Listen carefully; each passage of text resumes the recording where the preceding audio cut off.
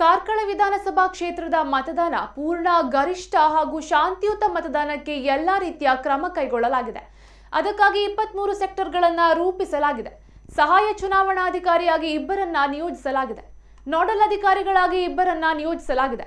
ಕಾನೂನು ಸುವ್ಯವಸ್ಥೆ ಕಾಪಾಡಲು ಪೊಲೀಸ್ ಅಧಿಕಾರಿ ಮುಂದಾಗಲಿದ್ದಾರೆ. 15 ಮತಗಟ್ಟೆಗಳಿಗೆ ಸೆಕ್ಟರ್ ಅಧಿಕಾರಿ ಇರುತ್ತಾರೆ. ಇವರೆಲ್ಲರ ಮೇಲ್ವಿಚಾರಣೆಯಲ್ಲಿ ಚುನಾವಣೆಯ ತಯಾರಿ ನಡೆಯಲಿದೆ ಎಂದು ಕಾರ್ಕಳ ವಿಧಾನಸಭಾ ಚುನಾವಣಾಧಿಕಾರಿ ಮದನ್ ಮೋಹನ್ ಕಾರ್ಕಳ ತಹಶೀಲ್ದಾರ್ ಕಚೇರಿಯಲ್ಲಿ ಆಯೋಜಿಸಿದ ಸುದ್ದಿಗೋಷ್ಠಿಯಲ್ಲಿ ತಿಳಿಸಿದರು.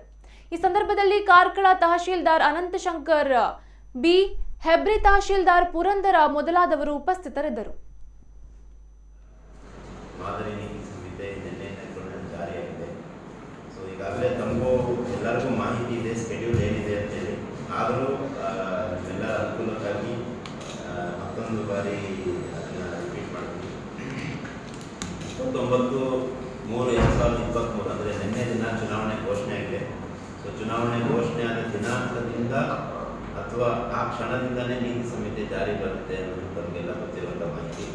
ಅದೇ ರೀತಿ 13/4/2023 ನಮ್ಮ ಅಧಿಕೃತವಾದ ರಾಜ್ಯಪತ್ರದಲ್ಲಿ ನೋಟಿಫಿಕೇಶನ್ ಏನು ಎಲೆಕ್ಷನ್